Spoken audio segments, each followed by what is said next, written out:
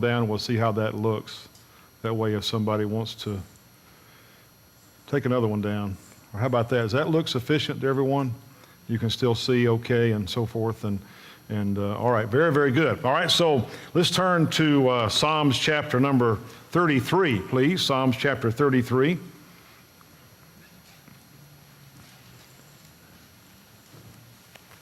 Psalms chapter 33, as you know, this subject is especially near and dear to my heart. With my light science degree, I have enjoyed the subject quite a bit. I believe the Bible from cover to cover. In fact, I even believe the cover of mine, it says Holy Bible on the front. I believe it from top to bottom, left to right, all of it in and out. I believe God created everything from nothing in 6 literal days. I believe the universe is 6,000-ish years old. You might go as far as 8 to 10, but I'm more of a 6 to 7 kind of a guy. I believe that everything that God did, He made it fully formed and functional.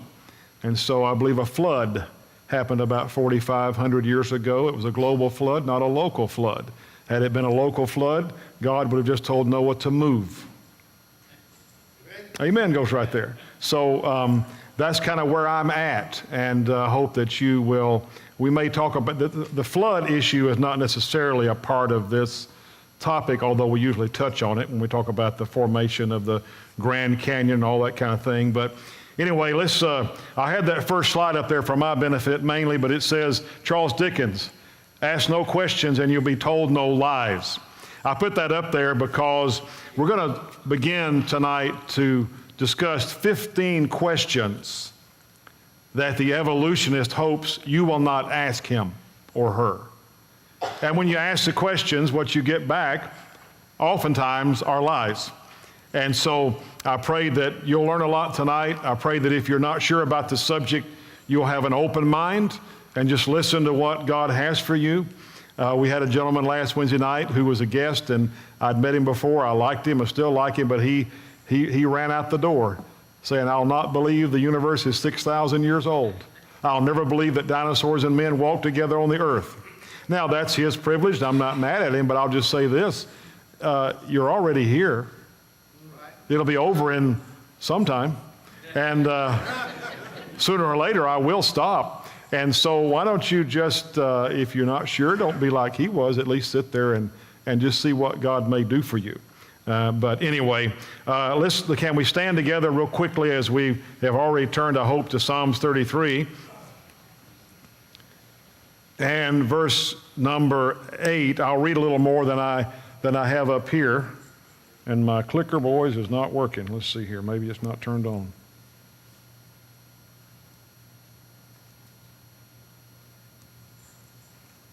Here we go. 15 questions the evolutionist hopes you won't ask. Psalms 33:9, I'll begin reading in verse 8. It says, let all the earth fear the Lord. Let all the inhabitants of the world stand in awe of him. For he spake, and it was done. He commanded, and it stood fast. The Lord bringeth the counsel of the heathen to naught. Really, this series is about the counsel of the heathen being brought to naught, about proving that the Bible is correct and they are sadly mistaken. And so it says, he maketh the devices of the people of none effect. Verse 11, the counsel of the Lord standeth forever, the thoughts of his heart to all generations. Let's pray together and we'll get started. You can be seated as soon as I'm done praying. Father, we love you. We thank you for your goodness to us. We ask you to bless our time. And Holy Spirit, you know the reason for this series is not just to prove that we are right, quote unquote, but to teach the Bible and why it is right, and to strengthen the faith of the people that are here. And maybe even someone that doesn't believe the Bible is true, that may not even believe there's a God that created everything that loves them, might have their heart opened by what they hear tonight or some other night. In Jesus' name I pray, amen. You may be seated. I'm going to step down here, as is my habit when I do one of these. But Hebrews 11:3 says, through faith we understand that the worlds were framed by the Word of God, so that things which are seen were not made of things which do appear. In other words, that God made everything from nothing with His Word. He did not use any pre-existing materials, except if you want to consider that man was made from the dust of the earth. The word Adam, of course, means clay, and we are vessels of clay. Genesis 1:1 and 11 through 13 tell us when life came forth. And God said, let the earth bring forth grass, the herb. Now, it's interesting. I did a little study. I won't share it all with you. I did a little study with my degree in agronomy. You know, I should have already known this. But did you know the word vegetable has no botanical meaning whatsoever? If you ask a botanist, and I'm not a botanist, I'm an agronomist, but if you ask a botanist, what is a vegetable? He said, really, botanically, there's no such thing as a vegetable. You wouldn't believe the things that we call vegetables that are really one of these other things. A lot of things we call vegetables are actually scientifically fruit. Now, we don't talk that way, but if you're a botanist, you would, maybe, because, and I was surprised to learn that, because I thought, well, which one of these is a vegetable? The grass, we know that's not a vegetable. Well, yes, it is. It can be. Corn's a vegetable in our minds, but it's a grass biblically and scientifically. Herbs and fruit trees. Now, when did this happen? It happened on the third day. And when God made the grass and the herb and the fruit tree, which encompasses everything that we eat, in that sense, except meat and so on, and fish and chicken, amen, for chicken. If it wasn't for chicken, we'd all be starved to death by now. I'm glad to live in the chicken capital of the world, too, by the way. We feed everybody our chickens. But He made that on the third day. Now, this is the first living thing that God created was plants. And then animal life came later. So this is only day 3. Now, God created plant life first. It was fully formed and fully functioning at the time of creation. As I said, I think maybe to you, or maybe I'll say it later, I've got so many things written down and so many slides, that it seems that God accelerated the initial growth of these plants, because it says the earth brought forth. And it might be that God just didn't poof, there was a mature apple tree with apples, but that they grew very, very quickly. That's kind of what we think happened there. He matured them like, of course he poof made Adam and Eve, but still, He can do what He wants. I'm not sure. I'm just an interesting thought. Now, 15 questions, again, that evolutionists hope you won't ask. This is Paul Davies. He's an evolutionary scientist. He works for Arizona State University. How did life originate from non-living material? That is a very important question, is it not? How did everything that's alive, how'd that all start? And, there's other questions you could ask that might even be more important, like, where did matter come from? That's another lecture. We'll cover that. And where did all the components come from that they believe got together and made proteins, and how they get together and make life? And of course, that's what we're going to talk about mainly tonight, is what they say and what is about how life originated. Now, we know how it happened because the Bible just told us that God created every living thing by His voice. He spake the worlds into existence, and He created all life, and He did it on day 3. It wasn't just begun on day 3, it was begun and finished on day 3. And since then, all animal life has reproduced after its own kind. And that word kind, some people say it's a species. That's not really accurate. It's more like family. If you're talking about scientific terms, it would be more like the word family, which is a much larger, broader definition than species. By the way, species is a totally man-made description. And so the word kind would be more like the man-made description of family. It's much broader. So, for example, the people would tell you that there's many species of dogs. Well, okay, maybe so, but there's only one dog kind. Yep. So every dog that's alive today descended from 2 dogs on Noah's Ark. Now, we fiddle with them a lot. That's why you have Chihuahuas and Great Danes. That doesn't occur in nature, at least that we know of, but that's another lecture. Paul Davies says, who's an ardent evolutionist And deep time scientists said, nobody knows how a mixture of lifeless chemicals spontaneously organize themselves into the first living cell. Now, my question to you is, how many of you have heard that this idea that life arose from non-living matter? Have you ever heard that that's just what happened? And that everybody that's got a brain believes that, and that all scientists believe that? Well, that's just not true.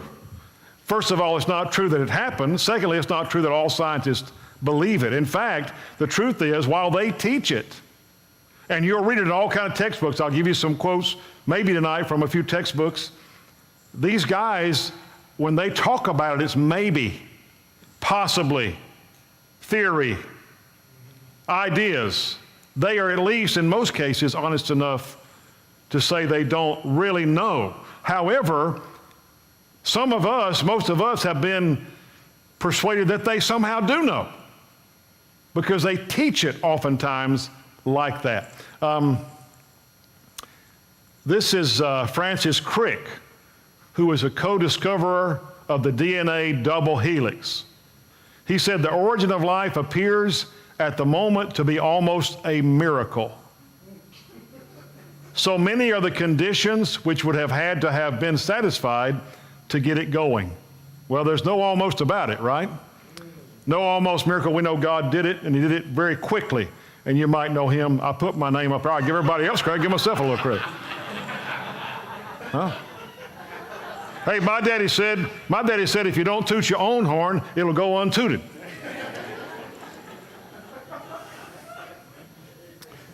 Now, here is a quote from a textbook about how everything got started before life came to be. It said the earth formed as a hot mass of molten rock about 4.5 billion with a B years ago. I got to do my little lines because I think they're cool. As the earth cooled, much of the water vapor present in its atmosphere condensed into liquid water, which accumulated on the surface in chemically rich oceans.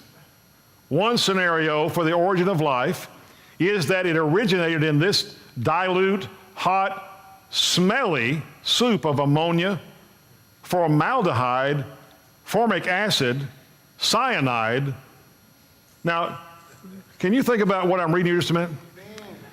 I don't know that cyanide's that good for you, much less for an amoeba, right? I think cyanide is a killer, and so is formaldehyde. Methane, hydrogen, sulfide, and organic hydrocarbons, and so on. And then it says, the consensus among researchers is that life arose spontaneously from these early waters less than 4 billion years ago. Now, the thing, having studied this for a long time, it's interesting to me is that someone could write that with a straight face. Because they don't know one word of that to be true. Not one. And yet, they teach it in textbooks as if it's a fact. Here's another quote from the American Scientist magazine. It says, in a relatively short time, the ocean became a broth of these molecules, and given enough time, the right combination of molecules came together by pure chance to form a replicating entity of some kind that evolved into modern life. Now see, again, they say this and people believe it without question. Not everyone, of course. Here's what it means. Let me translate. It means it rained on the rocks for millions of years, forming a chemical soup. Then the soup came alive and found someone to marry. Because you got to have somebody to marry to keep it going, right? And then it said, then one thing led to another, and poof, here I am making this presentation to you. Fairy tales. It's interesting to me, and I didn't have time to study this in depth. I just ran across this. But here's an ancient Egyptian myth of the origin of life that sounds a whole lot like the primordial soup idea. It says the ancient world was said to have emerged from an infinite, lifeless sea called Nu, when the sun rose for the first time at a distant period. That's ancient Egypt. And there are many, many other origin myths in ancient cultures, and a few of them, it seems, are similar to the modern day idea that everything came from the soup. Because not everybody believes there's a little puddle on a rock. Some believe that it happened in the bottom of the ocean around vents. Others believe it was a gaseous experience where these gases got together and formed proteins and so on, and that's how life came about. Now, from a website called Biology Wise, and just for the record, a lot of my quotes are from secular places, just so you'll know it's not just some Bible thumper saying this, which I'm not against Bible thumpers, I am one. But it says, from the time of Aristotle till the 17th century, life was believed to have originated spontaneously. In other words, without any cause. The process by which this phenomenon occurred was termed abiogenesis, and it referred to the formation of living organisms from non-living matter. So it's a fancy way of saying that life spontaneously came from non-life, from non-living materials. That's what abiogenesis means. Now, this is a man called Louis Pasteur. You might have heard of him. And abiogenesis was disproven by Louis Pasteur and his associates and replaced with a concept of biogenesis, which simply means that everything that is alive gives birth to new things, and everything that's alive came by way of some pre-existing reproduction method. In other words, life always comes from life by means of reproduction, never spontaneously. By the way, if that wasn't true, you better throw all your canned food away, because there would be life coming inside the can of your food in your rack. If food just would give life spontaneously, you better throw your butter beans out. Bring your fried chicken to me. While this theory explained the continued occurrence of life forms, it still could not provide any information regarding the origin of life itself. By the way, if you ever talk to someone who believes in evolution, well, not always, but and you start bringing up the origin of life issues, they'll want to dismiss that. That's not part of evolution. You know why? Because they have no answer. And what they want to talk about is how life changed over time. What they can't explain is how life came to be to start with without God. In 1924, this Russian man, he's a chemical biochemist, proposed that abiogenesis did occur in a warm water body like a pond or an ocean on primordial earth. He explained that the conditions present then could have spontaneously given rise to simple and crude life forms, and he is a guy that coined the phrase primordial soup, this Russian scientist. Now, at the same time, this British scientist introduced his concept of chemical origin of life also. He likened the primitive ocean to a vast chemical laboratory, one that possessed a mix of inorganic compounds. And he asserted that under the right conditions, life could spontaneously arise from this chemical ocean. Now, here's one thing I've noticed, and as I've studied the subject for many years, and it just sort of hit me again recently, was that these evolutionists make a lot of assertions with no attempt to back it up. The textbooks are full of assertions with no attempt to back it up. It's really shocking. You couldn't do that with any other field. You just can't get away with making assertions without some amount of evidence to back it up. Now, here's what they do. They present their assertions as if they were evidence. But my assertion is not evidence. If I'm going to make an assertion like there was a primordial soup and life arose spontaneously from that soup, that chemical soup, that is just an assertion. I have to give some evidence of it, do I not, for anybody to be expected to believe it. Now, from the work of these two men, the modern theories of the origin of life from non-living matter have been based, refined, and developed. And like I say, now they've got several ideas about how this could happen. None of them are true, of course, but now remember this. The spontaneous generation had already been disproven by Louis Pasteur well before these two men's theories became popular. So in spite of the fact that science had disproven spontaneous generation, that something could just come to life out of non-life, these two guys still stuck to it, and others have taken it and run with it. Modern theories all have the same problem. Not one of them has a shred of real-world evidence to back them up. Now, this is Michael Denton. He is no longer an evolutionist, but for many years, most of his life, he was. He wrote a book called Evolution, a Theory in Crisis. He says, considering the way the prebiotic soup is referred to in so many discussions of the origin of life as an already established reality, it comes as something of a shock to realize there is absolutely no positive evidence for its existence. What you'll find is that what you hear when you study these guys, you are hearing assumptions, not evidence, not fact. They say that this had to have happened. And the reason they say it had to have happened was because the only other way would be that there's a God. And I don't know if I have a quote like that, but I have several quotes that basically say that. We have to believe in natural means of life and creation, not creation, but how everything came to be, because the alternative is unthinkable. To believe there's a God who created everything, we can't deal with that. So they come up. Now here's a guy. Here's Paul Davies again. He wrote a book called The Fifth Miracle, Search for the Origin and Meaning of Life. And by the way, if the evolutionists are true, there is no meaning of life, because all you are is a bag of chemicals. Yep. And I don't mean that in an insulting way. I mean, that's what they say.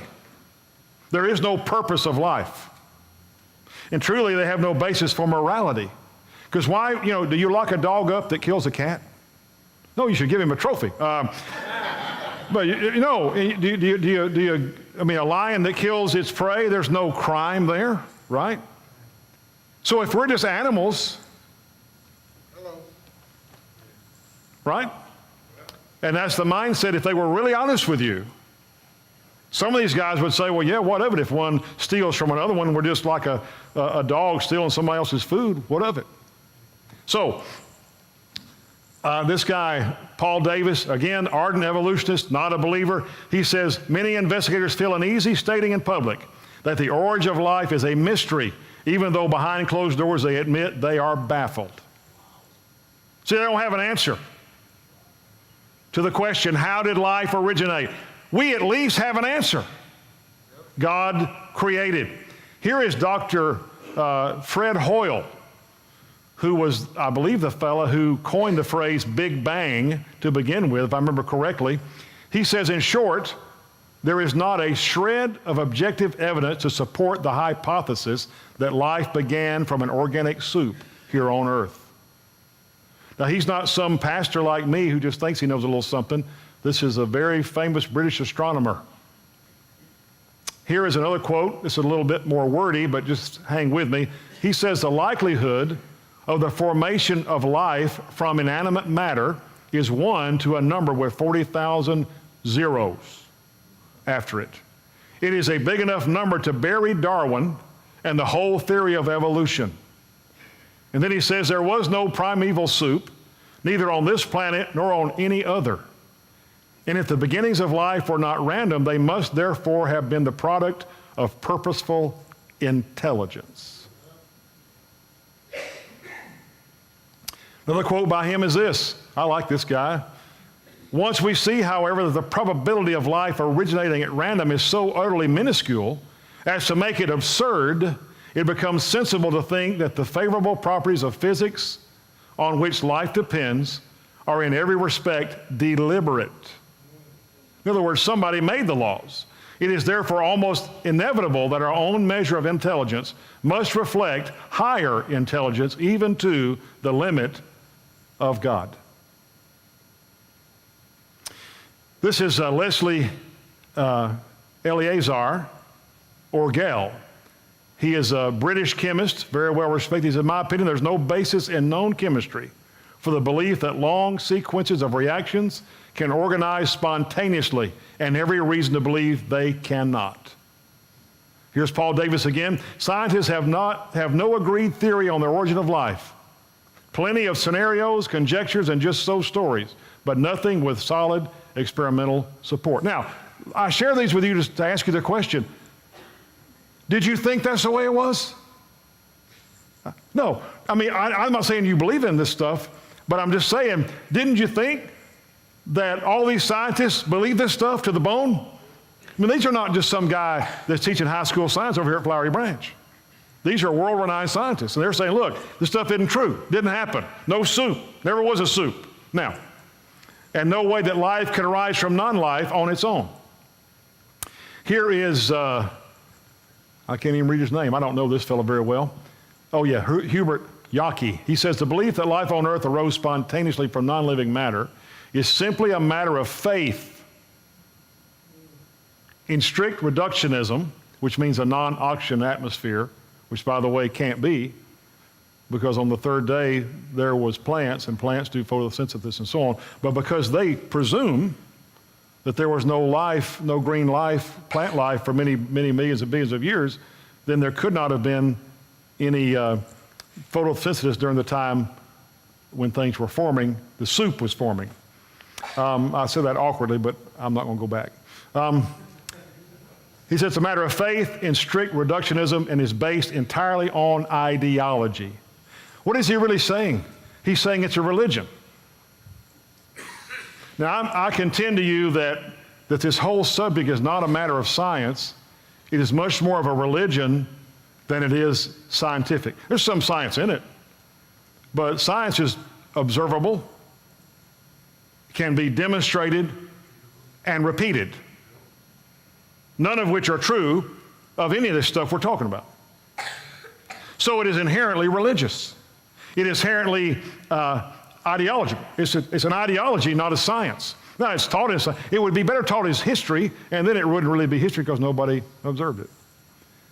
He says, one must conclude that contrary to the established and current wisdom, a scenario describing the genesis of life on earth by chance and natural causes, which can be accepted on the basis of fact and not faith, has not yet been written. By the way, this guy's no lightweight. He worked on the Manhattan Project. You know what that is? Who knows what the Manhattan Project was? It's how we got the atomic bomb. So he's no lightweight scientist. By the way, he lived 100 years. Now, look at this Life Science cover. This is from a website, not a magazine. But look what it says. 7 theories on the origin of life. And as I say here, let me kindly suggest, if you have 7 theories about how life originated from non-life, you have no idea how life could emerge from non-life. I mean, if you got 7 guesses, I'd say you don't know what you're talking about. Now, here's something that you'll see in textbooks. I don't know if the local textbooks do this. I'd like to talk to Mrs. Daig and see if in her school they have their science books have this in here. They always, many times, will reference the Miller-Urey experiment. And what that experiment tried to do was recreate in a laboratory what they call the conditions of the primordial soup. They were trying to make life in the laboratory. And you probably heard, just sort of through the media grapevine, that they created proteins, the building blocks of life, in a laboratory. And there's some truth to that, but let me give you the whole story on that, because this experiment, where's my in the video? 1920s, There it is. Sorry. Oparin. Let me try again. There's about a 2-minute video. They had a problem getting it to do right. But there's about a 2-minute video here that explains this experiment. Then I'll make some comments on it. In the 1920s, Oparin and Haldane hypothesized that the atmosphere of the primitive Earth contained gases such as nitrogen, ammonia, methane, carbon dioxide, water vapor, and hydrogen. Oxygen did not become a part of the atmosphere until the advent of photosynthesis millions of years later. It was further hypothesized that under these conditions, organic molecules could be formed if there were a source of energy such as electricity from storms or ultraviolet radiation from the sun. In 1953, Stanley Miller and Harold Urey tested this hypothesis. They constructed a closed system with a reservoir for water, sampling ports, a chamber for the input of electrical energy, and a condenser to convert the water vapor back to a liquid. The researchers then added water, hydrogen gas, methane, carbon dioxide, ammonia, and nitrogen. The water was heated to form a vapor, and electrical sparks were generated to mimic lightning. This apparatus simulated the possible conditions of the early Earth. When the water was analyzed after 1 week, they found simple carbon compounds such as formaldehyde and hydrogen cyanide. These compounds then combined to produce formic acid, urea, and amino acids. In similar experiments carried out over the next several years, various organic compounds have been synthesized. These experiments showed that simple organic compounds, including the building blocks of proteins and other macromolecules, could be formed from gases present in the primitive atmosphere with the input of electrical energy. Now, I showed you that because it's much easier for them to explain it than for me. But everything you've just seen is true. They did produce some amino acids, which are part of the building blocks of life. However, that's not all the story. And the rest of the story is what really matters. Always remember this, what they want us to believe is that all this happened and more without any intervention from anyone. Well, first of all, the minute you put your hand on it, you've ruined it. The minute you buy a laboratory and buy a scientist or a whole team of them, you've already ruined it. As far as them proving to us that this could happen by random time and chance, because they weren't making it by random time and chance. Now, but there's much more to it than that. There were some problems with their methods. I'll go through them quickly, but number one, the concentrations of methane and ammonia were adjusted to ensure success. There is not any evidence that the Earth's atmosphere contained these concentrations of these elements. Number two, they did not include oxygen in the experiment, which would have made their results very different. In fact, it would have destroyed their results. There is no evidence to indicate the Earth's early atmosphere lacked oxygen. They assume that it had no oxygen based on their preconceived beliefs that photosynthesis, which produces oxygen through the plant world, had not yet occurred. And then the methane ammonia reducing atmosphere, look at this, would be fatal to life. Now, also then, the simulation of lightning by a mild spark discharge is unrealistic. Actual lightning would have destroyed any organisms that have been present. So what they did was, because they had to have a spark, but lightning is more than a spark, right? Lightning is like an atom bomb. They took and manipulated that to give like a spark plug amount of spark. Because lightning would burn up anything. If lightning strikes, whatever it strikes, it burns it slap up, as we say here in the South. Now, the molecules produced by this apparatus would react detrimentally to life forms that they were trying to evolve, and that's assuming that what they said was true. Chemically, they would have destroyed all hope of producing life. Now, I'll go on a little further here real quickly, is this. They cheated. They designed the apparatus to separate the amino acids of proteins from the mix to protect them. Because cyanide and formaldehyde would have destroyed them. You don't find any such protection in nature. So even if it could have happened, which it didn't, but if it could have, then immediately it would have been destroyed. And this is a little technical, I know, a little bit in the weeds, but the amino acids they did produce were half left-handed and half right-handed. Now that's important because only left-handed amino acids are useful in organisms. So it wouldn't produce life anyway. And then the additional molecules were formed, molecules were formed other than the acids, the proteins, namely formaldehyde and cyanide, which are, as we know, destructive to life. So the bottom line is that though they did, through human intervention, synthesize some proteins, they would have immediately been destroyed in the real world, and that life could not in any way originate from this type of a soup. But yet you will read about this experiment in textbooks right now. It wouldn't shock me if the Flowery Branch High School had this experiment as proof of the origin of life in their textbook. Now, here's the interesting thing. This was the Miller-Urey experiment. Here is Mr. Urey. He said this later on: all of us who study the origin of life find that the more we look into it, the more we feel it is too complex to have evolved anywhere. We all believe as an article of faith that life evolved from dead matter on this planet. It is just that life's complexity is so great, it is hard for us to imagine that it did.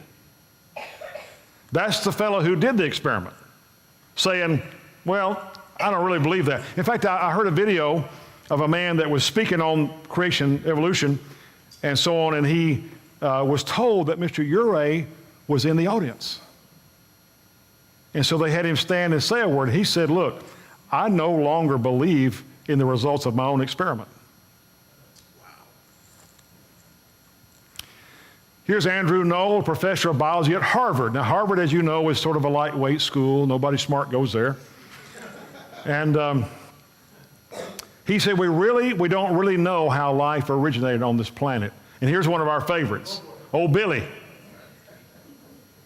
He said he's hoping the deep answers to deep questions from the nature of consciousness all the way to the origin of life will be found in not too much more time.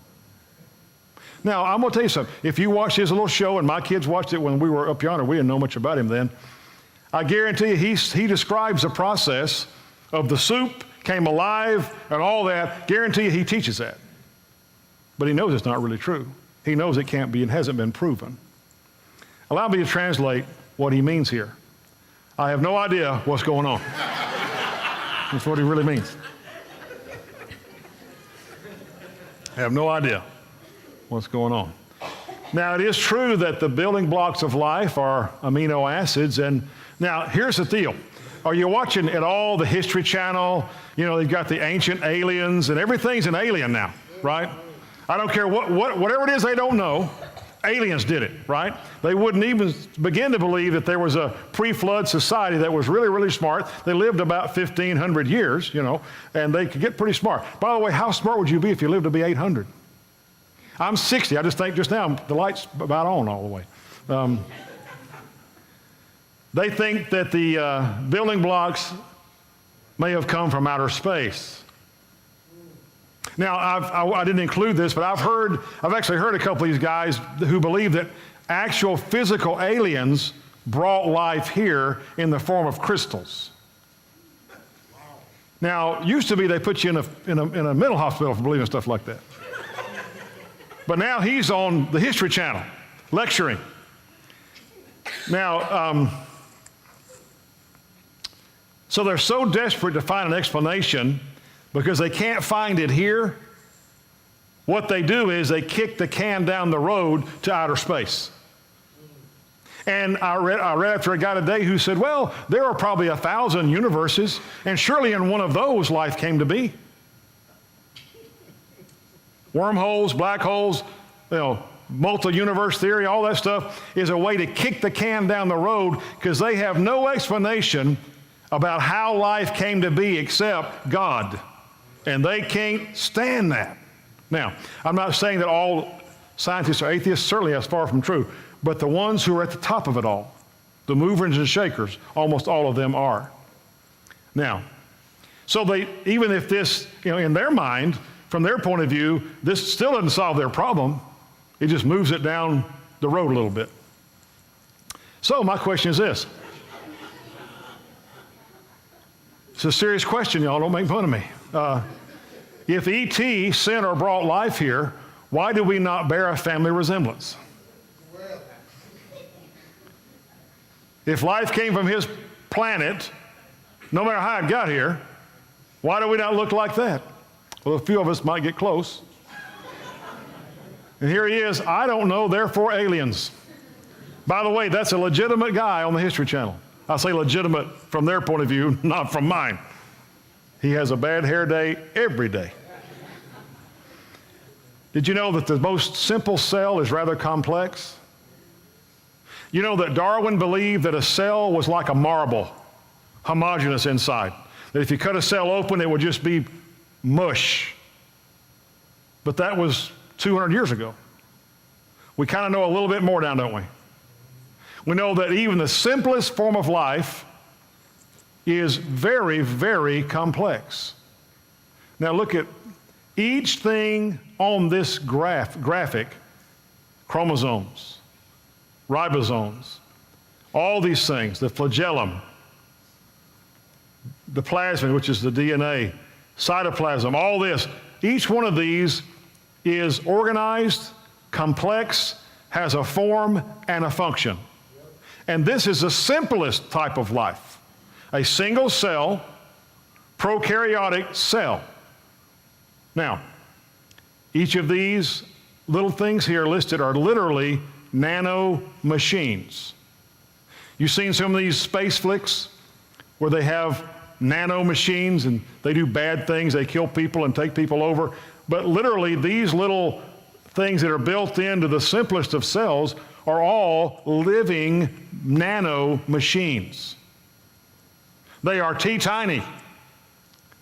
And I would say you ought to wake that guy up, but I put him to sleep, I better wake him up. And get this, all the pieces of the cell and of each machine must be completely assembled for any of it to work.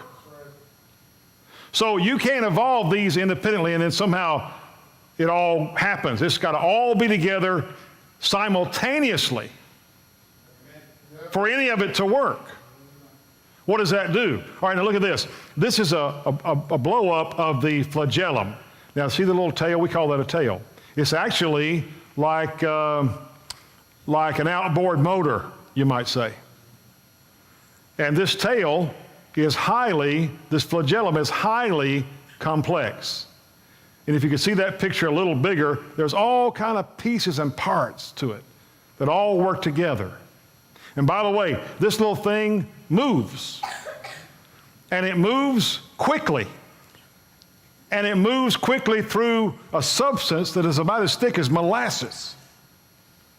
So what does this all say? Well, how could something so complex be the product of time and chance?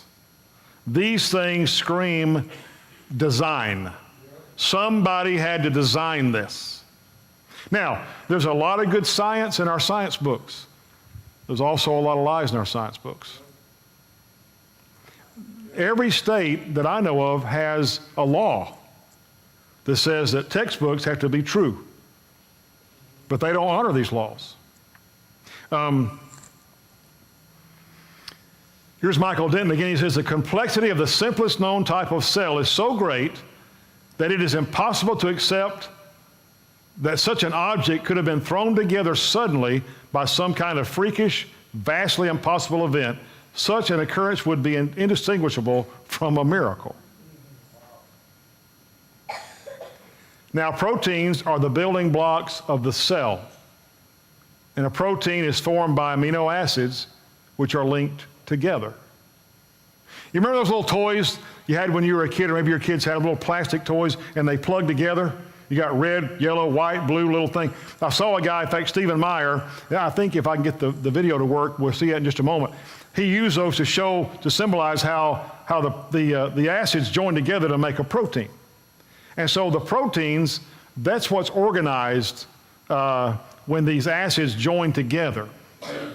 Now, here's a question. What is the mathematical probability of these amino acids linking together by random time and chance? And understand, when I say that, it's not just like they have to somehow find each other and hook up. No, no. It has to be in a certain order, in a certain sequence. And they have to be joined together by certain things, or it doesn't happen. Now, like I say, my fellows had a little technical difficulty with my videos, so it may be that as soon as I click this, you're going to see a video. It may be you'll see something else. Or nothing. Okay, before I get there, I do have this. This is George David Wald. He's an American scientist who studied pigments in the retina. He won a Nobel Prize in 1967 in physiology. He said, talking about spontaneous generation, in other words, that life came from non-life on its own, he said, however improbable we regard this event, it will almost certainly happen at least once. Well, I thought he would say it already happened. The time is of the order of 2 billion with a B years. He says, given so much time, the impossible becomes possible, the possible probable, and the probable virtually certain. One only has to wait. Time itself performs the miracles. And by the way, that is the mantra of all these people. Give me enough time and enough chances, and anything is possible. Now, let's test that just for a moment. They are always saying, give me enough time, and anything can happen, right? Here's a set of dice. Each die has 6 sides. Now, this is deep. You might want to write this down. Each die has 6 sides. Each side has 1 or more dots, each of which represents a number. The lowest number of the dots is 1, and the largest is 6. The largest number, therefore, possible to roll with dice is what? 12. If you roll 12 at backgammon, you're happy, right? You roll 12 on any board game, man, you're all excited. Double sixes. Got doubles, double sixes. You're all excited. You dance. You have a Holy Spirit dance. Or maybe some kind of other dance. Now, here's the question. Could you possibly, given enough time and chances, roll a 13? No. You couldn't. You could roll it for 10 billion years. You cannot roll a 13.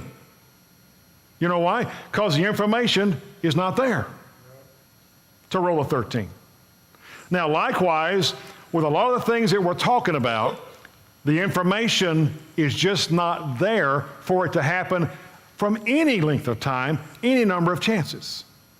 Now, I'll say again, this may or may not be true. When I click this button, you may see a video. You may see something else. Whatever it is, I hope you enjoy it. Here we are. Okay, one more click. Maybe. Dr. Stephen Meyer, PhD from philosophy of science from Cambridge, again, another no-name college. Probably doesn't know much going to Cambridge. A former geophysicist and college professor. Now he works for Discovery Institute. He's written a few books on the subject. So there's a big question if you're just kind of trying to assess how likely is it that we'd find a protein by chance with all the amino acids in that prebiotic soup interacting with each other for, say, billions of years. And I give it a lot of time. How likely is it that we'd ever get a protein to arise by chance? So I have a colleague who's been interested in the whole question of whether or not life could arise by chance for a long time. His name is Doug Axe. He's a molecular biologist. He did his PhD at Caltech. He worked for 14 years at Cambridge University, and he wanted to find out how common or how rare are the functional sequences of amino acids among the big space of all the possible amino acids there are. And he came up with a really amazing number, and it's 10 to the 74 power. So just to get the amino acid sequence properly, you've got an odds of about 1 in 10 to the 74. But there's other probabilistic hurdles that have to be overcome. If you want to build a protein, we know from chemistry that you have to attach the amino acids together with what's called a peptide bond. In nature, peptide bonds occur with about a 1 in 2 frequency. Half the bonds that form between amino acids are peptide bonds, half aren't. But if you get any bonds forming that aren't peptide bonds, you can't form a protein. So to form a protein, 150 amino acids long, you've got a 1 in 2 chance at each site of getting the correct type of linkage. So you got 1 in 2 times 1 in 2 times 1 in 2 times 1 in 2 to the what power? Close to 150. Since we got linkages, we have 149, but call it 150, okay? So in other words, we got another huge exponential problem to overcome. So, and it turns out that 1 in 2 to the 150 is the same number as 10 to the 45th, 1 in 10 to the 45. So now we got 2 incredibly improbable things that we've got to overcome to build a functional protein by chance alone. One more problem. When you're building proteins, amino acids come in 2 flavors. There's a left-handed flavor and a right-handed flavor. They're called optical isomers, not flavors, okay? And the left-handed version is the only kind that can be used in building proteins. You get even one right-handed amino acid in there and your protein won't fold properly. So you got another probabilistic hurdle to overcome. So you've got a 1 in 2 chance at each site again, out to the 150th power. 2 to the 150th power, again, is 10 to the 45. Oh my goodness. So the odds of building even a short functional protein by chance alone is 74 plus 40. You can, remember how you do this in math? You can add the exponents if you're multiplying exponential numbers. 164. Thank you very much. Okay? Wow. Now, can anyone get their mind around a number that big? There's only 10 to the 80th elementary particles in the entire universe. There's only 10 to the 16th seconds since the Big Bang. There's only 10 to the 139th total events since the beginning of the universe. Now you're starting to get the understanding of why people are very skeptical that the chance hypothesis is going to do the job. Now, you may have heard just the opposite. Has anyone ever gotten in a discussion with you about the origin of life and said, hey, it happened by chance? I mean, do you hear that? I mean, this happens to me. I'll be lecturing in hostile university environments, and I'll get done and somebody say, well, but, and they want to argue with me about the probabilities. And I just shut the discussion down because I say, no serious scientist thinks this is the way it happened. No serious scientist thinks this is the way it happened. No serious scientist thinks this is the way it happened. Look at all these zeros.